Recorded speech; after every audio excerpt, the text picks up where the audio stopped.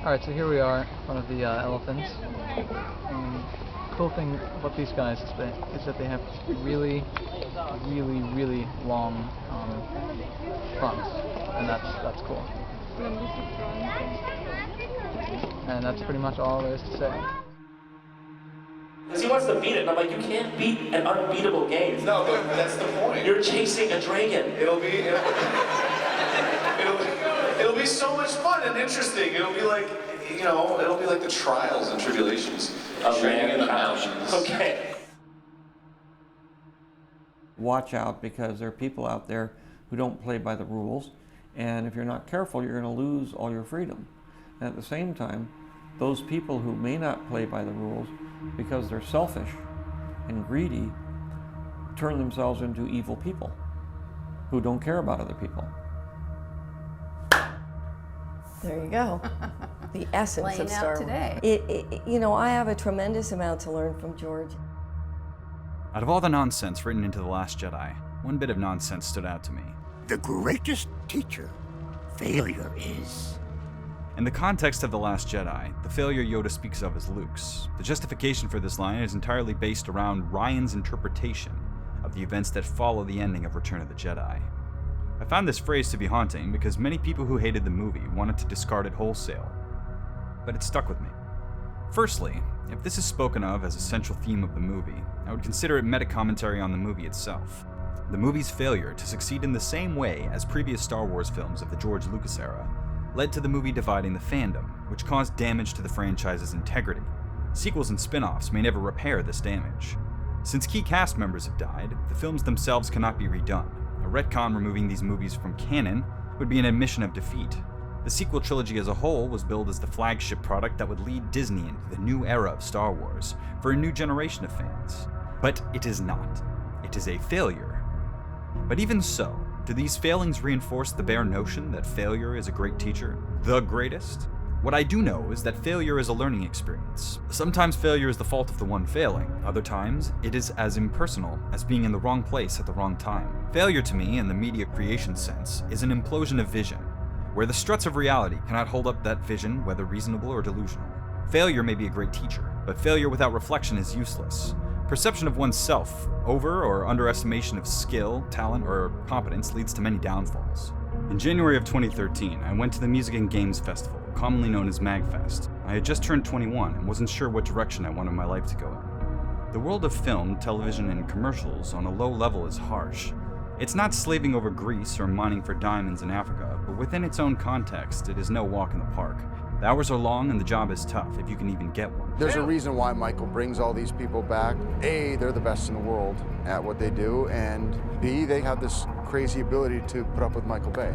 This has to be all grips on hand with this thing. It is not to move under the tail. You understand me? Yes, sir. All right, am I very clear? Yes. Good. A Chicago woman is seriously injured in an accident during the filming of the movie Transformers 3 in Hammond, Indiana. Gabriela Cedillo was working as an extra in the film. She is reportedly tonight in critical condition. Depending on who you work for and what you are doing, it can be a great experience or it can be miserable to the point of incoherence. Much like insanity. Before MagFest 2013, among other things, I had worked as a production assistant on a network television show. I was probably one of the least important people on set. My failure was that I made the mistake of talking casually with the producer about solving an issue that was very serious for them, but I had no business discussing. They had run out of budget and time and needed to deliver something that they weren't sure was possible with such constraints. The audacity of being given suggestions by someone my age and of such low class was too much for the overworked producer to bear. He flexed his power by having the person who was responsible for hiring me call me the next morning to tell me I wasn't being invited back to set that day. I wasn't a great employee, so I didn't feel like it was completely unjust, but that clearly showed me my place in the world. Regardless of my intention, that was how the system was working, and that was the consequence of my failure to abide by it. These were the unwritten rules of that context. Meanwhile, YouTube had people around my age creating content who seemed to be thriving by comparison. People I considered funny, clever, intelligent, or charismatic were making content about the topics I cared about. They were revealing information I hadn't heard before, showing off things I hadn't seen or showing me things I had seen before in a new light. I was curious about the visibility of YouTube as a source of income and what success actually looked like on the platform. The people I enjoyed watching were animators on Newgrounds such as Oni, Psychic Pebbles, Spaz Kid, Stamper, Rubber Ross, and Aaron Hansen. The non-animators I followed were video game reviewers such as JonTron and James Rolfe, who I considered to be charismatic hosts of shows that were somewhere between local access television and no-budget TV pilots. Their work was to humorously inform people of their experience with media, mostly games that the audience might either not have played or might have been too young at the time to relate to. In more traditional times, before the internet, the best of these content creators would probably have been attempting to create their own content for perhaps radio or trying to move out of the city to find a job in the larger entertainment industry. But the internet changed all of that for them. Have you ever wanted me to play games on your computer screen with somebody that you may all know? Oh, Jesus! This is JonTron! Hey! 2012 was the year of Gangnam Style, Obama vs. Romney, Joseph Kony, and dubstep violence. The YouTube Partner Program had started 5 years previous, and those who benefited from it were seeing themselves encroaching on the mainstream. So I went to MagFest to see for myself what the deal was. I wanted to know if I could learn something by interviewing some of these people I admired. Maybe whatever made their creativity work would rub off on me. To me, YouTube represented the formal embrace of a small content creator as a mainstream source of entertainment. How's it going, everyone? PewDiePie here. A place where someone from anywhere in the world could put content out and viewers could find it. YouTube since then has evolved into a ubiquitous platform. It is one of several social media giants such as Twitter, Facebook, and Instagram. It's part of breaking news, movie premieres, and public gatherings. It's gone from users posting videos from their mini camcorders to selling entire movies, streaming endless hours of content, and even YouTube building their own physical media studios. It's been nearly a decade since I went to MagFest, and the platform has changed drastically. In my view, YouTube's success coincides with the failure of many of its previously vaunted content creators. People burn out, they have fallouts with other content creators, creators abuse their fame or fall into abusive relationships because of it. Like, I'm not gonna let this shit happen to me, because if I don't disprove this, then I'm leaving a fucked up legacy for my son, and I'm not gonna let that fucking happen! The parasocial element of YouTube has a major impact on this. Another factor is how the corporate structure of YouTube has dealt with its operating costs by monetizing different forms of content. These two forces of popular demand and financial concern have changed the creative output of the platform. The environment has been altered as people and channels have been banned or otherwise ejected from the platform with ever-evolving content guideline standards. 14 years of my life, thousands of videos, billions of comments, hundreds of millions of views, and nearly 1 million subscribers has been destroyed. If you've been on Twitter within the last 12 hours, you've already heard the massive news. Leafy is here, is banned from YouTube. If Jesus Christ resurrected today, that would only be a side story. Second place behind Leafy is here's termination. YouTube, Facebook, and Apple all announcing they're removing his content from their platforms. The corporate forces that run YouTube also have to deal with competition that sites like Twitch offer. Thus, streaming and podcasting have become a lucrative form of content creation. In addition, sites like Patreon allow direct donations and subscriptions, a revenue stream outside of YouTube itself. We won't go knuckle deep into OnlyFans, but the selling of oneself in whatever recorded, streamed, or otherwise audiovisual medium is encouraged and marketed openly and widely across the internet. The combination of social media, reality television, and live streaming has created an entire market and industry centered around people who live their lives, building clout that can be used to sell products. The corporate side of YouTube embraces this and takes their share. They want their cut of the super berries. When someone misses the mark or commits a social faux pas, that failure can cascade into drama and implodes entire narratives. Hey guys, this video has been a long time coming. Hi guys.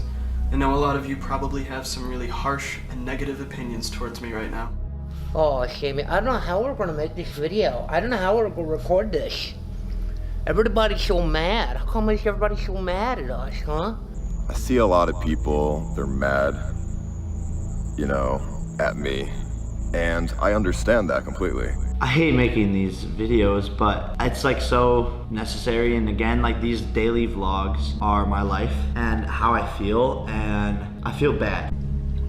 I've made a severe and continuous lapse in my judgment, and I don't expect to be forgiven. I'm simply here to apologize. Yeah, I fucked up. I'm gonna use this video to address the allegations made against me. Recently, to those who are unaware, I've been accused of grooming a 15-year-old boy when I was 19. I wanted to just come on and speak for a bit and just kind of speak my mind, because if I disappear off Or, you know, I don't know. I don't know what's gonna happen. For those of you who are unaware of the drama I recently brought upon myself, I'll fill you in. My girlfriend started an OnlyFans account, which is a website where you can upload amateur porn. After I posted my last video, which was holding myself accountable, I felt as though it was really, really important for me to actually hold myself accountable and take a major step away and do a lot of work behind the scenes until I was ready to come back. The destruction of the image and story the influencer wants to portray to their fans and sponsors is similar to the visions of writers, musicians, and other artists. The only difference is the influencer type has interwoven their racket with their personal life, or perhaps their personal life is their hustle itself. What caused me not to go down these paths and instead to find something else was failure. There is an entire genre of YouTube videos commenting on the rise and fall of content creators on the various platforms. People love to look and laugh at the cows who think their terrible choices are actually grand steps on a larger journey. Commentary channels have risen and fallen with their content centering on the intricate drama of influencers and their internet friends, just for a laugh and to sell some merch. And I think all of it is cool. Yeah, I know, Dude, you're a fucking cuck. There's no shortage of failure to go around, so what exactly is success on the internet? Is it clout? Is it fame? Is it the money? How much is enough? There is no end to the content mill and no security in old age to be sure of. Is it even a career? So many content creators persist even when they've hit their peak, burnt out, or have been thrown out. The cost of fame is usually privacy, and at times your dignity. To me, the common foundation of creating art or informing people on issues is that the work itself is paramount. But in the clickbait world, there are creators who will make content because there is a desire to get on the trending topics. Because I don't want to hear about this show, because it's just going to remind me that I failed. I failed to get this miniseries out before the revival, which is exactly when I should have gotten it out. To play the system like a game, with the most powerful meta, or to adapt a format that is the most financially viable. Initiating audio effects. I'm going to be posting my hardcore porn. To me, this is the real failure of YouTube, social media, and perhaps even the internet. These modes of communication turn creative people into content machines. The applicable term is commodification, not content creation. As for Star Wars, Yoda, and Rian Johnson, failure is not the best teacher. Life is. Life is doing. That's why the line, "failure is the greatest teacher," is merely a cheap knockoff of "do or do not, there is no try." So forget about your fear of failure and do or do not. Just don't lie to yourself. Oh, and if you want an idea of what I think success on YouTube looks like, it's probably something like this.